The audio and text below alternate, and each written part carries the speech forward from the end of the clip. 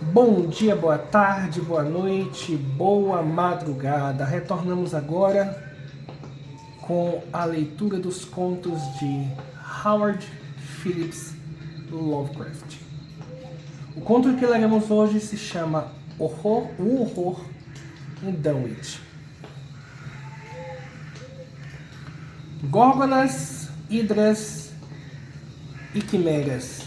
Horrendas histórias como a de Seleno e as arpias podem se reproduzir na mente supersticiosa, mas estavam lá anteriormente. São traduções, tipos, transcrições, tipos. Os arquétipos estão em nós e são eternos. De que outra maneira poderia a narrativa daquilo que racionalmente sabemos que é falso nos afetar a todos?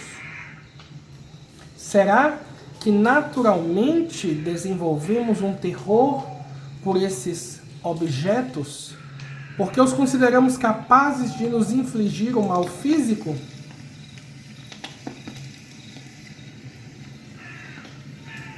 Oh, de modo algum.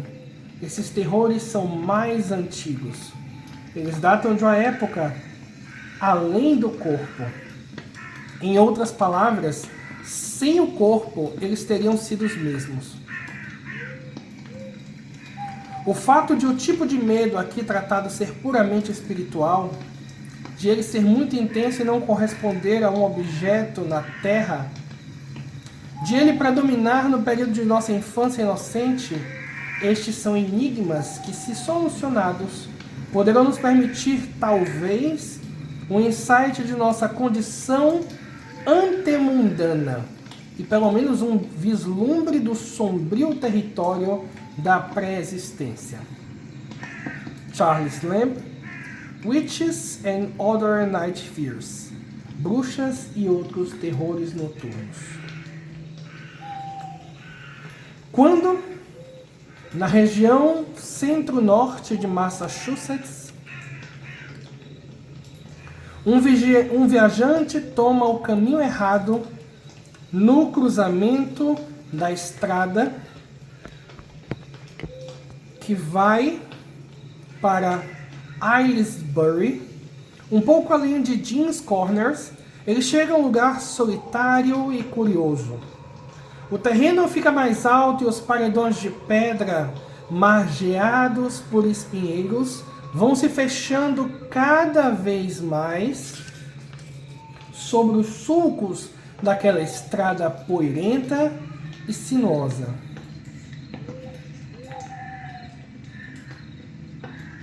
As árvores dos frequentes cinturões de mata parecem grandes demais, e as plantas daninhas, arbustos e o mato atingem uma exuberância que raramente se encontra em regiões habitadas. Ao mesmo tempo, os terrenos cultivados parecem estranhamente raros e desolados, e as poucas e esparsas casas exibem um aspecto surpreendentemente uniforme de esqualidez, miséria e ruína.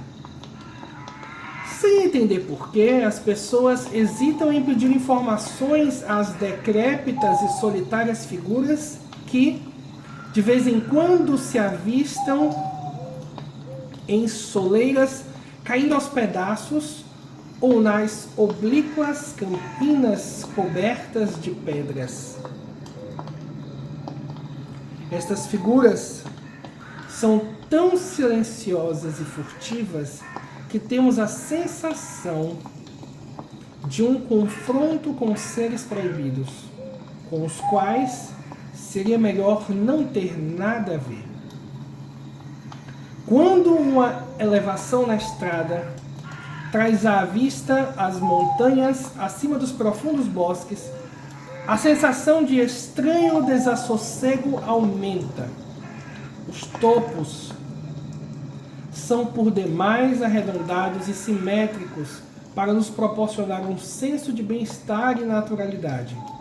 E sobre muitos deles há bizarros círculos compostos de altos pilares de pedra cujo contorno certas vezes se destaca claramente contra o céu.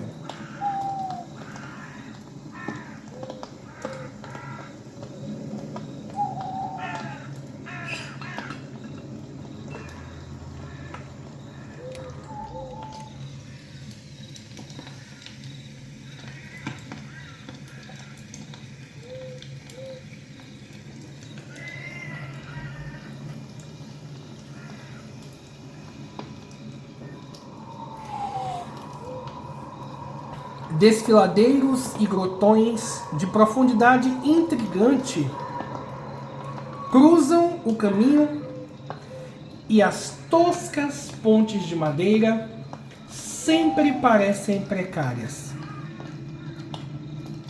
Nas regiões mais baixas, há extensões de solo pantanoso que provocam uma instintiva aversão que quase se transforma em medo ao cair da noite, quando bacuraus e pirilampos aparecem em anormal profusão para dançar ao ritmo do quachá rouquento e pavorosamente insistente dos sapos-bois. O rio Miskatonic desenha uma linha estreita e reluzente em seus pontos mais altos, produzindo uma singular sugestão de serpente. Descendo por caminhos sinuosos até o sopé das colinas arredondadas, entre as quais ganha corpo. Quando as colinas estão mais próximas, ficam mais visíveis suas encostas cobertas de vegetação do que seus topos coroados por pedras. Essas encostas se erguem de forma tão ominosa e escarpada que chegamos a desejar que elas se mantivessem à distância, mas não há um caminho pelo qual se possa fugir delas. Do outro lado de uma ponte coberta, se vê um pequeno vilarejo espremido entre o rio e o flanco vertical do Monte Redondo, e causa admiração o agrupamento de telhados chanfrados de tipo holandês em franco estado de deterioração. Marca de um período arquitetônico anterior ao da região vizinha. Não tranquiliza nada observar. Chegando mais perto que a maioria das casas, está abandonada e em ruínas, e que a igreja com seu campanário quebrado abriga atualmente o pouco asseado estabelecimento comercial do vilarejo. Dá medo confiar no tenebroso túnel da ponte, mas não há como evitá-lo. Já do outro lado, é difícil não sentir nos entornos da rua principal um ligeiro odor maligno, como uma denúncia de toda a deterioração e o bolor acumulado durante séculos. Sempre é um alívio ir embora desse lugar e seguir a estrada que contorna a base das colinas e segue pelo terreno plano, além delas, até retornar à estrada de Aylesbury. Ao fazer isso, às vezes a pessoa fica sabendo que passou por Dunwich. Gente de fora visita Dunwich o menos possível. E desde uma certa temporada de horror, as placas que indicavam o caminho para lá foram retiradas. O cenário, julgado por um cânone estético comum, está acima do ordinariamente bonito. Entretanto, não há um influxo de artistas ou turistas no verão. 2 séculos atrás, quando ninguém ria de assuntos como bruxas, adoração do demônio e estranhas presenças na floresta, era comum as pessoas darem motivos para evitar o local. Em nossa época racional, desde que o horror de Dunwich, ocorrido em 1928, foi silenciado por aqueles que se preocupavam com o bem-estar da municipalidade do mundo. As pessoas evitam aquele povoado sem saber exatamente por quê. Talvez o motivo inaplicável, entretanto, a forasteiros desinformados, é que os habitantes locais são agora repulsivamente decadentes, tendo avançado muito no caminho do retrocesso tão comum em muitos dos rincões perdidos da Nova Inglaterra. Eles acabaram formando uma raça entre si, como os bem definidos estigmas mentais e físicos da degeneração e da consanguinidade. A inteligência média entre eles é lamentavelmente baixa, ao passo que seus registros históricos estão infestados de evidente depravação e assassinatos semi-ocultos, incestos e feitos de quase inominável violência e perversidade.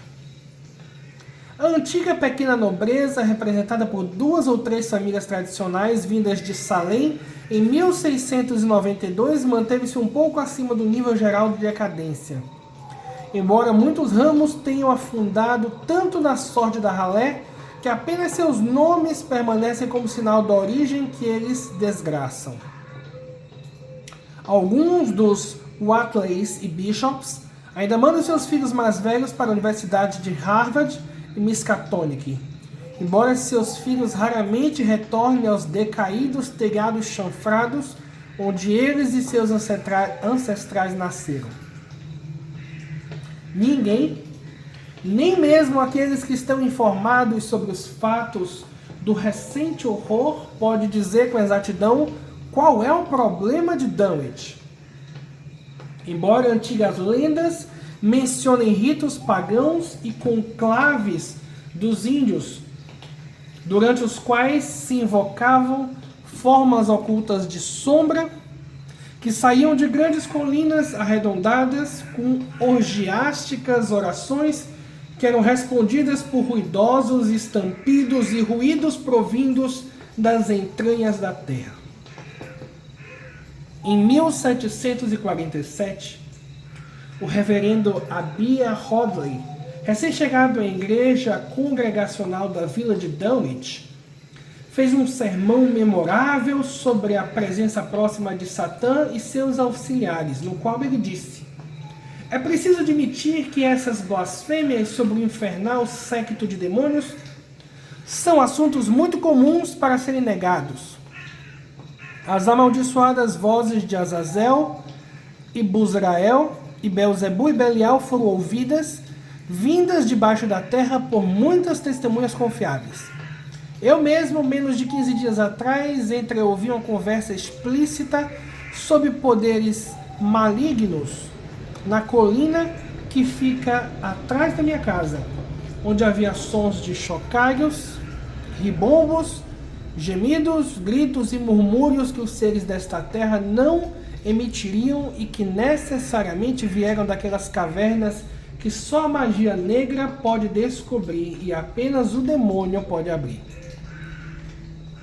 O reverendo Hoadley desapareceu logo após este seu sermão, mas o texto publicado em Springfield ainda existe. Ruídos nas colinas continuaram a ser relatados anos a fio e ainda constituem um mistério para os geólogos e fisiógrafos. Outras tradições falam de odores pútridos perto dos círculos de pilares de pedra que encimam as colinas e de fugazes presenças etéreas que podem ser ouvidas ao longe, a determinadas horas em certos locais no fundo dos grotões, ao passo que outras ainda tentam explicar o quintal do diabo, o encosta desolada e inóspita, onde não nasce árvore, nem arbusto, nem capim. Além disso, os locais têm um medo mortal dos numerosos bacuraus que soltam sua voz das noites quentes. Eles juram que esses pássaros estão à espreita das almas dos moribundos e que eles soltam seus lúgubres gritos em sintonia com a respiração da pessoa que está prestes a morrer. Se eles conseguem capturar a alma quando ela deixa o corpo, imediatamente saem voando e chiureando num riso demoníaco. Se eles fracassam, vão se calando gradualmente até caírem num desapontado silêncio.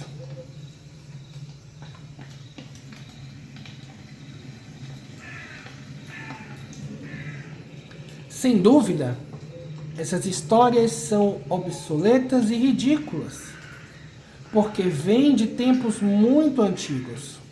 Na verdade, Dunwich é extremamente antiga. Muito mais velha que qualquer uma das comunidades em um raio de 40 quilômetros de distância. Ao sul do vilarejo, se pode ainda avistar as paredes do celeiro e a chaminé da antiga casa dos Bishops, que foi construída antes de 1700. Ao passo que as ruínas do moinho junto à cascata, construída em 1806, formam a mais moderna peça de arquitetura visível. A indústria não floresceu nessa região e o movimento das fábricas do século XIX não vingou. Os mais velhos elementos são os grandes círculos de colunas de pedra toscamente esculpida nos topos das colinas, mas esses são, em geral, atribuídos mais frequentemente aos índios que aos colonizadores. Depósitos de crânios e ossos encontrados dentro destes círculos e ao redor de uma grande mesa de pedra sobre a colina Sentinela sustentam a crença popular de que esses pontos foram, em outros tempos, cemitério dos Pocumtucs. Embora muitos etnólogos, desconsiderando a absurda improbabilidade dessa teoria, persistam em acreditar que os restos são caucasianos. Foi no município de Dunwich, numa grande e parcialmente habitada propriedade rural, construída na encosta de uma colina a 6 quilômetros da vila e a mais de 2 quilômetros da casa mais próxima, que Wilbur Whately nasceu. Às 5 horas da manhã, num domingo, dia 2 de fevereiro de 1913. Essa data era relembrada porque era o dia da calendária, que o povo de Dunwich curiosamente celebra com outro nome, e porque se ouviram ruídos nas colinas e todos os cachorros haviam latido sem parar durante toda a noite anterior. Menos digno de nota era o fato de a mãe ser um membro dos Whateleys decadentes. Uma mulher meio deformada, albina e nem um pouco atraente, de 35 anos, que vivia já com o pai já velho e meio louco, sobre o qual as mais apavorantes histórias de feitiçaria haviam sido sussurradas em sua juventude. Lavínia Whately não tinha marido, mas de acordo com o costume da região não fizera esforço algum para renegar a criança, sobre cuja ascendência paterna as pessoas puderam especular e de fato o fizeram, tanto quanto lhes aprouve.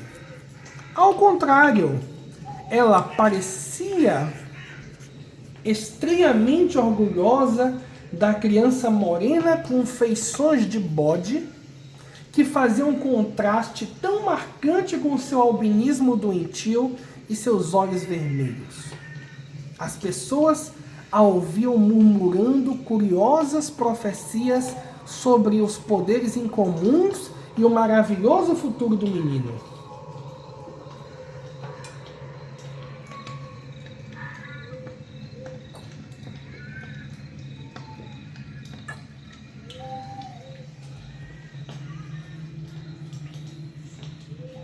Não surpreendia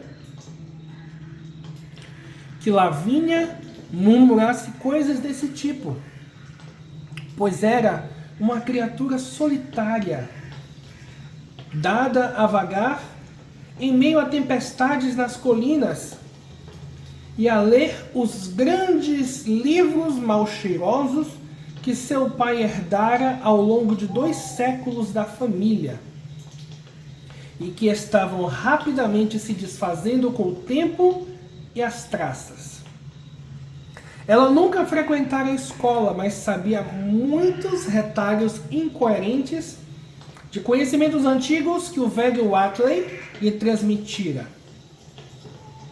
A propriedade bastante afastada sempre fora temida por causa da reputação do velho Whatley, relacionada com a magia negra. Além disso, as circunstâncias violentas e mal explicadas da morte da senhora Whatley, quando Lavínia tinha 12 anos, não ajudavam a conferir popularidade ao lugar. Isolada em meio a estranhas influências, Lavínia era dada a alucinados e grandiosos devaneios e a ocupações incomuns. Além do mais, suas horas de lazer não eram muito ocupadas por tarefas domésticas em uma casa onde todos os parâmetros de ordem e limpeza haviam desaparecido há muito tempo. Ouviram-se gritos medonhos que ecoaram ainda mais forte que os ruídos das colinas e dos latidos dos cães. Na noite que Wilbur nasceu, mas nenhum médico ou parteira conhecida foi auxiliar o parto. Os vizinhos nada souberam sobre ele até uma semana depois, quando o velho Whatley atravessou a neve com seu trenó até a vila de Dunwich e fez um discurso desconexo para os presentes do armazém geral de Osborne. Parecia ter havido uma mudança no velho homem, um elemento a mais de dissimulação naquela mente nebulosa que sutilmente o transformou de objeto em sujeito de medo.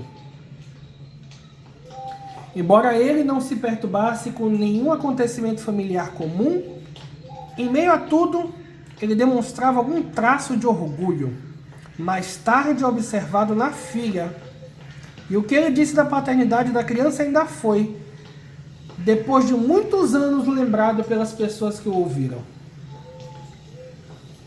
Não ligo para o que as pessoas pensam.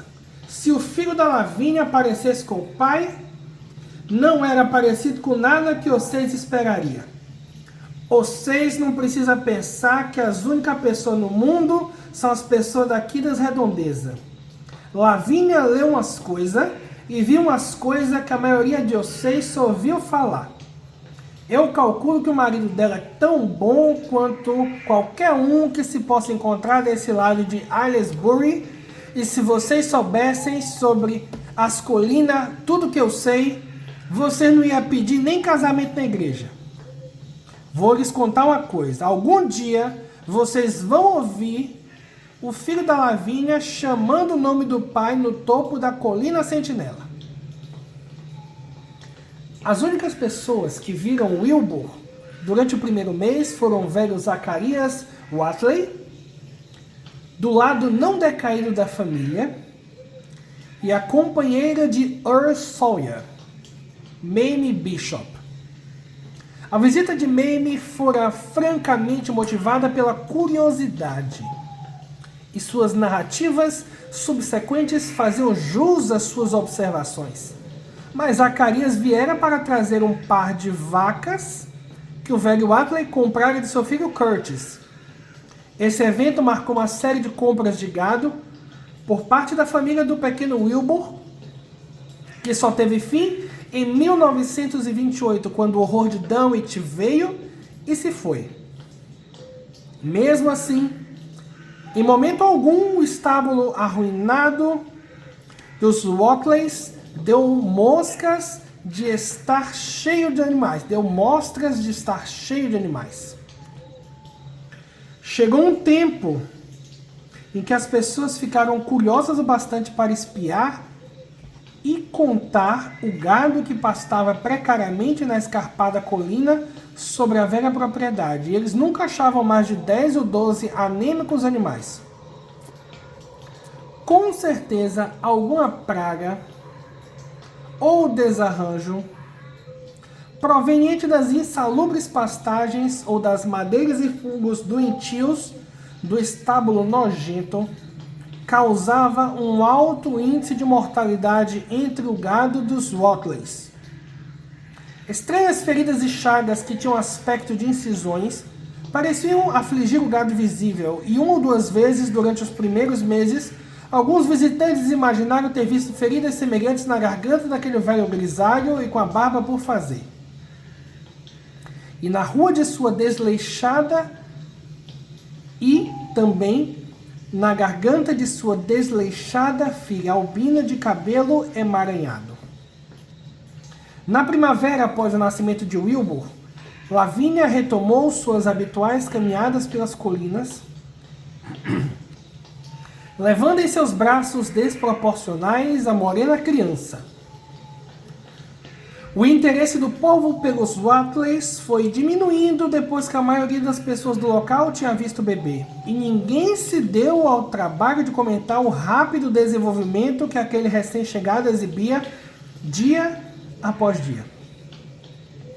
O crescimento de Wilbur era de fato fenomenal, pois dentro de 3 meses após seu nascimento, ele já atingira um tamanho e força muscular que não se observam em um bebê de quase 1 ano de idade.